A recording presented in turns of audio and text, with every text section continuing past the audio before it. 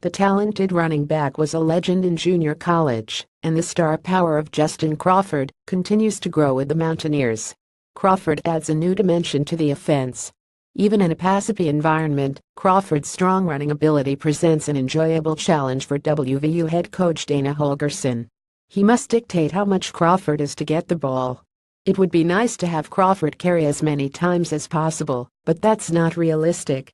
It's especially not realistic when the Mountaineers are blessed to have backups Kennedy McCoy, Tevin Bush and Martell Petaway who are strong competitors. It's even tougher to balance the offense with Crawford because of the fact that Will Grier is emerging as one of the best quarterbacks in the Big 12 and in the entire country. He will get more opportunities to throw the ball deep to players like Gary Jennings, David Sills and Marcus Sims. Crawford hasn't had more than 15 carries in a game this season. He had 15 in both of the victories in the past 2 weeks. Against East Carolina, he finished with 118 yards, 2 touchdowns and a long run of 41 yards. He followed that up with a 102-yard performance against Delaware State, with 3 touchdowns and a long run of 21 yards. In the opening loss to Virginia Tech, Crawford had 106 yards and a long of 42, without a touchdown, on 13 carries. So, in every game Crawford reaches the end zone, the Mountaineers pull off a victory. That was also the case last year. Justin Crawford was a new player on the scene for the 2016 season.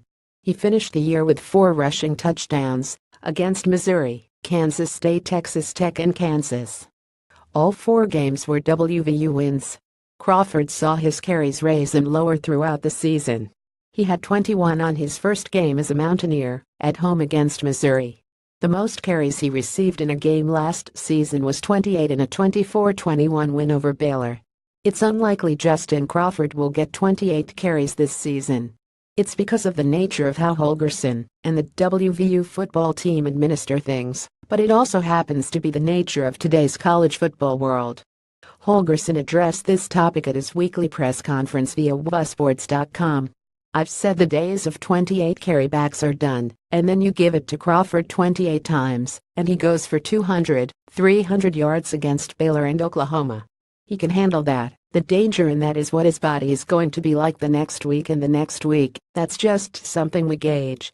We chart how many times each of these guys have touched the ball, how many snaps they play in a game. The only 2 times Crawford has eclipsed the 200-yard mark in his time at West Virginia are those 2 games Holgorsen mentioned. He ran 28 times for 209 yards in the win against Baylor. He ran 24 times for his career high of 331 yards in a loss against Oklahoma.